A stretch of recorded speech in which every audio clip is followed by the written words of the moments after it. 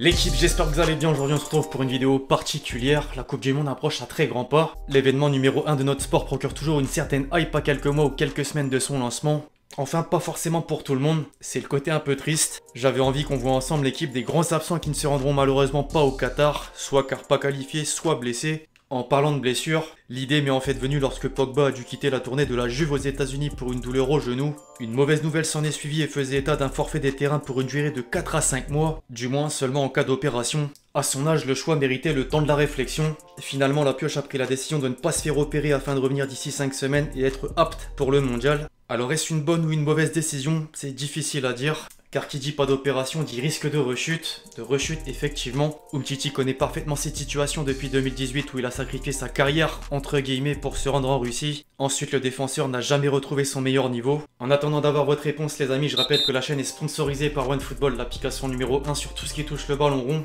dont la Coupe du Monde justement qui arrive. C'est gratuit et dispo dans la description. Au passage, histoire de 2 petites secondes, je compte sur vous pour lâcher votre meilleur pouce levé comme d'habitude. C'est aussi le moyen de voir si vous êtes autant hypé que moi d'attendre le coup d'envoi. Merci vraiment à tous ceux qui le feront, vous êtes juste les boss.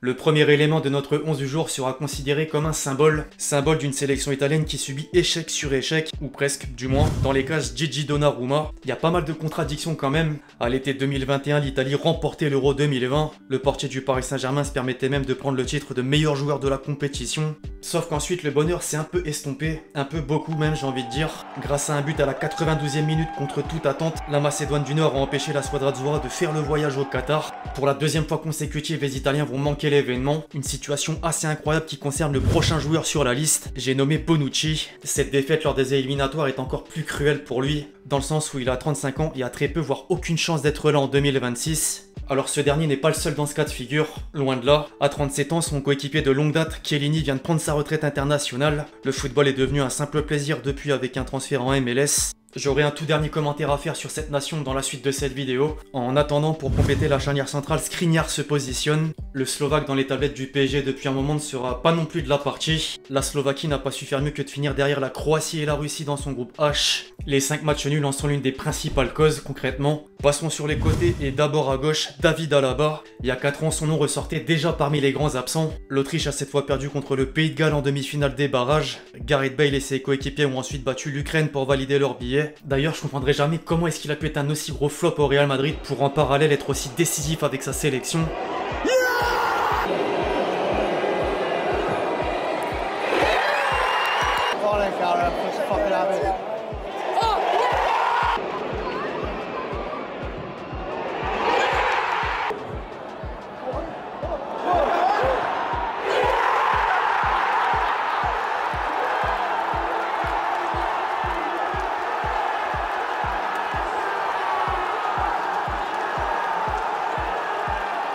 C'est totalement fou. Après le flanc gauche, le flanc droit avec Cuadrado. Une saveur sud-américaine tout de même. Quand on voit le classement des 10 pays en Amérique du Sud, il y a énormément de surprises. Les Colombiens ont réussi à terminer derrière le Pérou, l'Équateur, l'Uruguay, puis les ovnis que sont l'Argentine et le Brésil. Les deux invincibles avaient zéro concurrence, c'est réel. Un cran au-dessus dans l'entrejeu, Marco Verratti. Le voici justement le dernier commentaire que je voulais faire sur l'Italie. Les amis, dites-vous que le numéro 6 n'avait que 24 ans à son dernier match de Coupe du Monde contre l'Uruguay en 2014. La Squadra Azzurra ne passait pas la phase de groupe. Le classement n'avait aucun sens au passage. Le Costa Rica créait la surprise en prenant la tête, l'Uruguay deuxième et l'Angleterre à la dernière place. Verratti aura 33 ans au prochain mondial. Encore faut-il que l'Italie se qualifie. 33 ans, c'est dingue.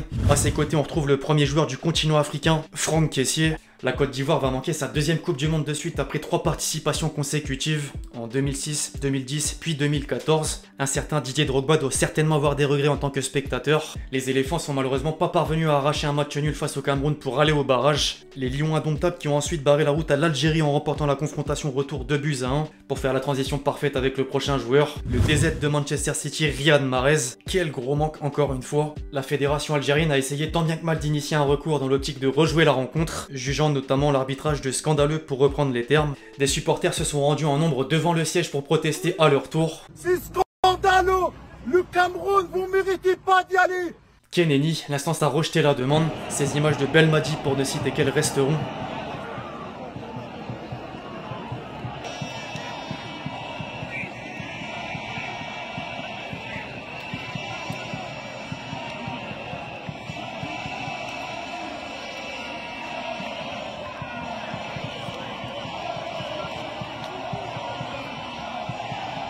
Au final, il reste à son poste, sélectionneur des Fennecs. Au même poste, mais sur l'autre couloir, sans surprise, j'ai envie de dire Mohamed Salah. En 2022, le cauchemar des Égyptiens aurait été le Sénégal. C'est inévitable. L'Égypte perdait déjà en finale de la Coupe d'Afrique des Nations contre les Lions au terme d'une séance de tir au but. Le scénario s'est reproduit à l'identique lors du match de qualification à la Coupe du Monde, sauf que cette fois, pendant que Mané s'offrait le penalty victorieux pour la deuxième fois, Mo Salah ratait le sien. Le coéquipier à Liverpool devenait presque un ennemi ou une bête noire lors des matchs internationaux. Plus sérieusement, à la pointe de l'attaque à présent, premièrement le premier géant, Ibrahimovic. Sa blessure l'a éloigné des terrains beaucoup trop tôt. La Suède a été dans l'obligation de faire sans lui lors des barrages. La première étape s'était plutôt bien passée avec une victoire contre la République tchèque. Or, Lewandowski et la Pologne se sont déchaînés ensuite en finale pour l'emporter. C'était la dernière occasion, et c'est manqué. Enfin, le 11e et dernier joueur de la compo, j'ai teasé juste avant avec un premier géant. Le second s'appelle évidemment Erling Haaland. C'est dommage d'une part, car il manquait à peine 3 points aux Norvégiens pour égaler la Turquie, deuxième du groupe G des éliminatoires, et d'une autre car la Norvège boycotte le Qatar depuis quelques mois. La préparation de la compétition ayant provoqué la mort de plusieurs ouvriers sur les chantiers des stades, plus de 6000 selon le Guardian anglais. Que se serait-il passé? Certains vont me dire qu'ils n'auraient tout simplement pas fait le tournoi. Peut-être. D'ailleurs, d'autres nations comme l'Allemagne ont arboré un maillot avec un message en protestation.